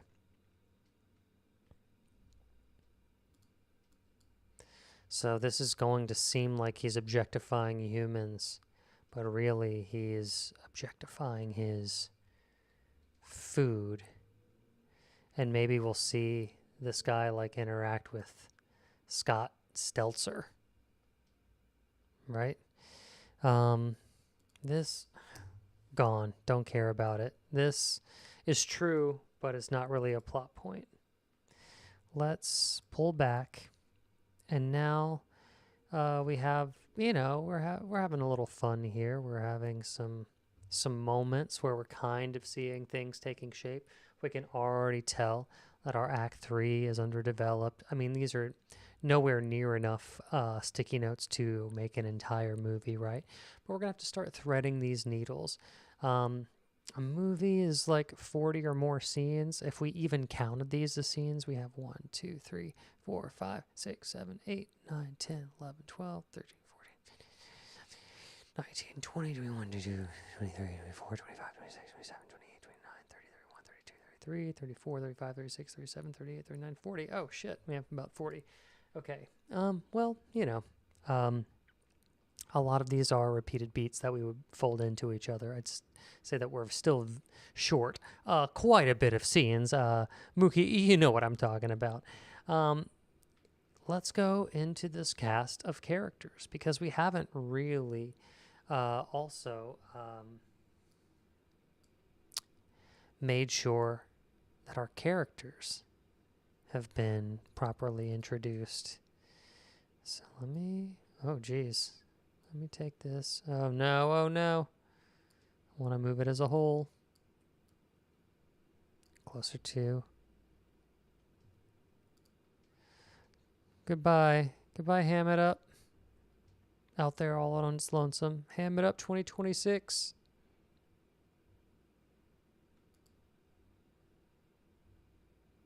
Okay.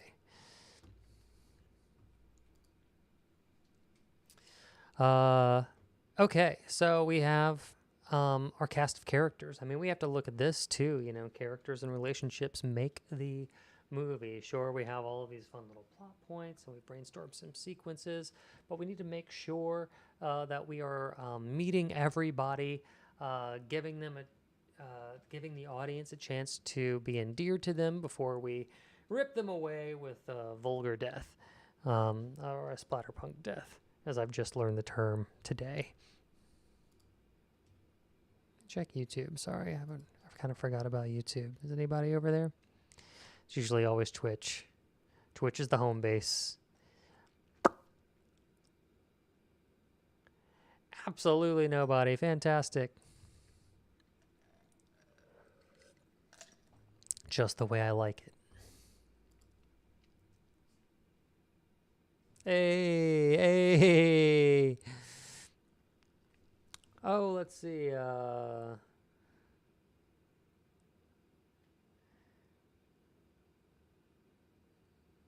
Well, Wheelie Gal, get off of YouTube Vertical Live. Come and sub to either the Twitch or the YouTube. It's totally free.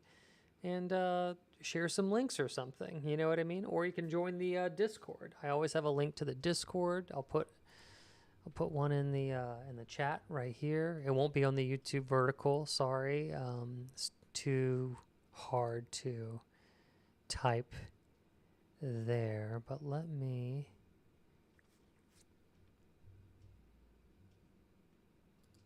do an invite to the server. Copy. And this goes for you too, Lorenzo DeBoss. If you ever want to join the Discord and just have a place to share your work, at me. I've had people just DM me for advice, even if they don't share work. That's cool too. It's always just nice to create and form a writer's community.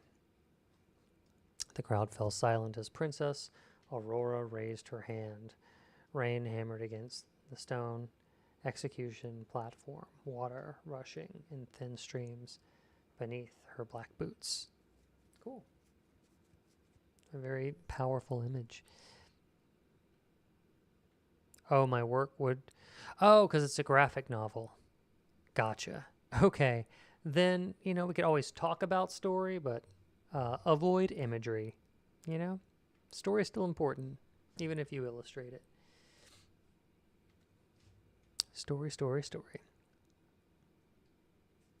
Let's see. Ooh, it has been 2 hours, y'all, which is getting close to my dinner time, and I've got to walk the sweet, sweet doggy that you guys all saw earlier. So maybe this is a good place to stop. Now that we've put all of our colors of the proper jigsaw pieces into their proper piles, now we're going to start trying to carve a light narrative out of them. This is where we just start moving the post-it notes around the whiteboard. What makes the most sense? And also, if we don't know how to get from point A to point B, well, then we get to invent it. And I can't stress this enough. I'd love for you guys to, jump in with any of your own ideas, participate. There are no bad ideas. Even if there is a quote-unquote bad idea, which doesn't exist, it only exists to inspire a better idea. We always build upon the shoulders. We're always standing upon the shoulders of the people who had ideas before us. That's how writers roll. There are no new ideas. We're not ever reinventing the wheel. We use tried and true methods of dramatic structure that have been established since Aristotle to tell these stories, and they work. They work for a reason. So thank you guys so much for hanging out with me for these couple of hours. I'm going to do this again next Tuesday. We'll hop on next Tuesday. And also, part of me wonders, whenever it comes to writing something, if I were to put a pin in this movie that we've all decided that we like or voted on, would you guys be more engaged or active if we wrote something like a spec script, which would only be 30 pages long of like a sitcom where everybody already knows the characters and the premises? Like if we were to write a Friends spec script or a Schitt's Creek spec script or an Office spec script, would that be more interesting? Because I feel like I can put up a poll and everybody can vote, but I feel like I do a lot of the lifting here, which is fine if you're just trying to kind of see how somebody else's brain works, how somebody else's process works. But if you feel like you'd be more involved if you already kind of knew the characters and the shape of things, I'm also happy to pivot, because I think it'd be fun to have a spec script. Now we could all read through and understand the voices and characters of. What do you guys think about that? Is that weird? Is that...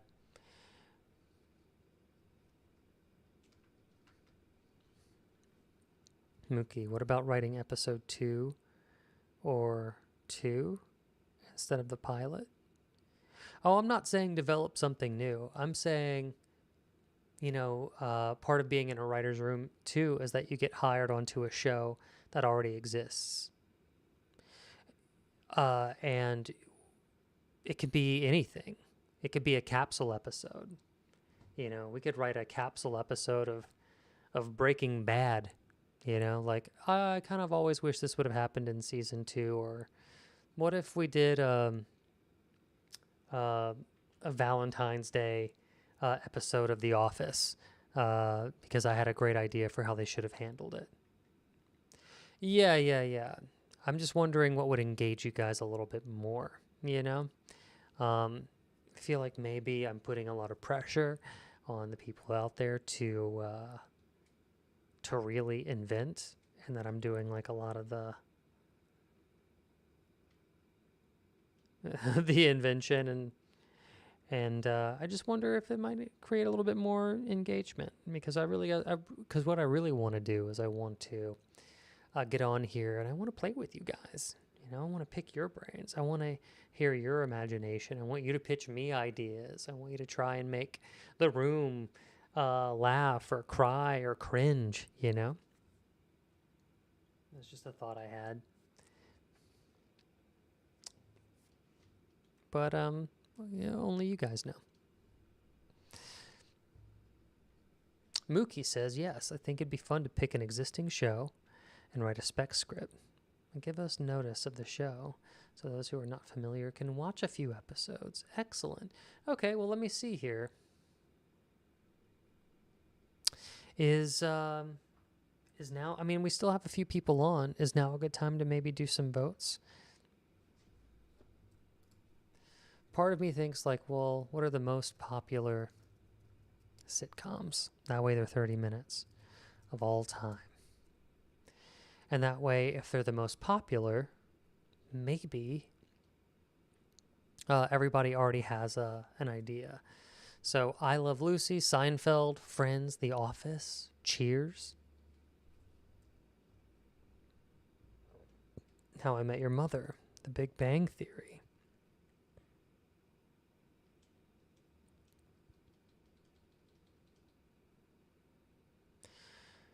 Community. Let me do a quick poll. Maybe I could do a quick poll.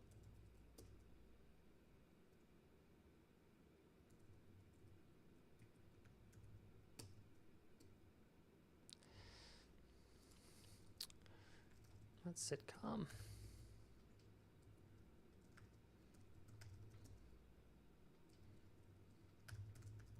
Like to write.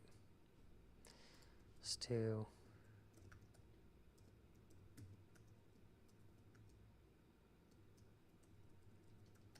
Friends.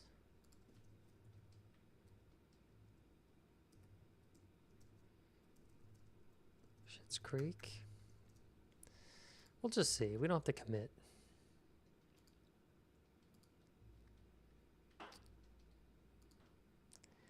Community. The Office.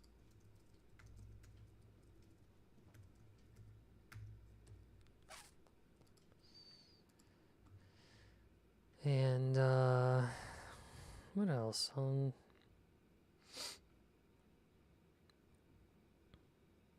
Oh, Modern Family? Or The Simpsons? Oh, talk about timeless, huh? Although they've done absolutely everything. Let's just say The Simpsons.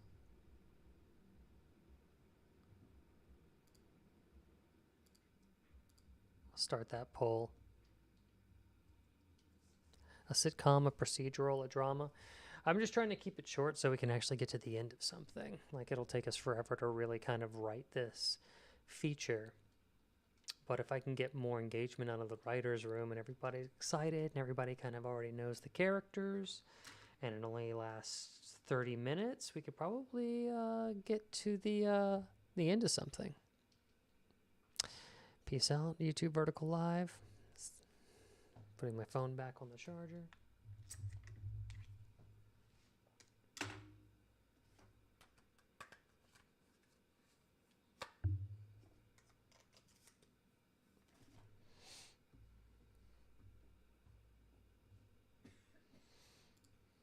Just wonder.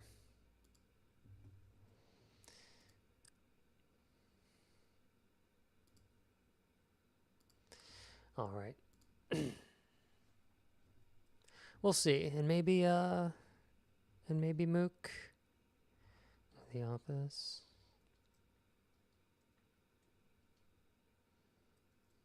Nice.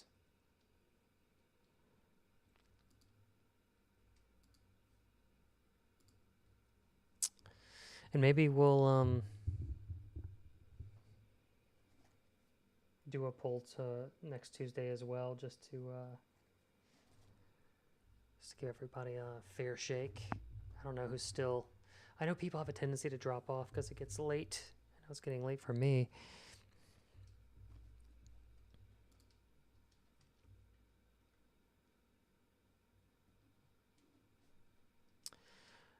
Yeah, I turned off my YouTube vertical live, but I still have the horizontal one up. Mook. Okay.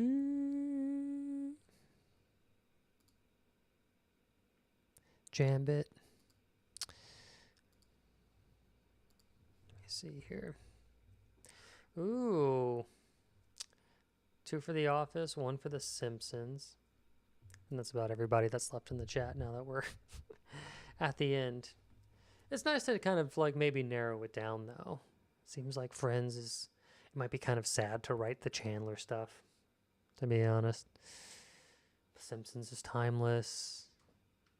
My goodness. It almost makes, and so is The Office. I can kind of see why those were the ones that were voted on. Everybody has a really good sense of what those are. Okay. Cool.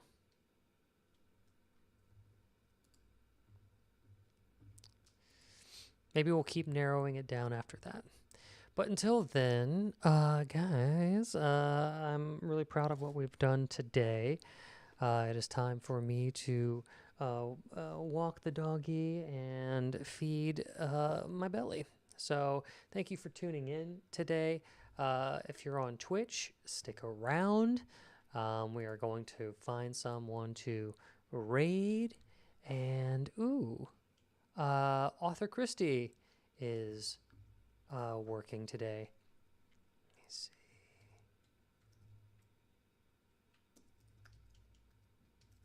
Thank you, Mook. I appreciate it. Always love having you here.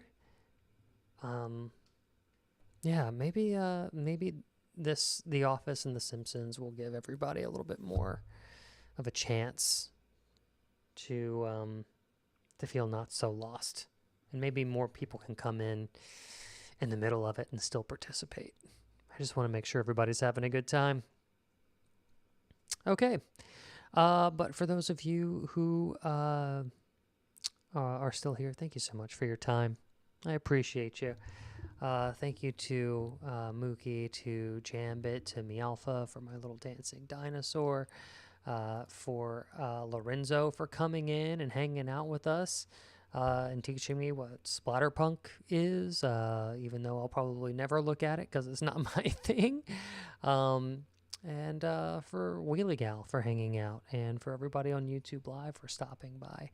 I just appreciate your time and your genuine interest in reading and writing and doing it with me. So cool, guys. Let's give author Christie a raid. Be sure to share that love, to like and subscribe. Let's go. Oh, The Office. All right, let's start this raid. In 3, 2,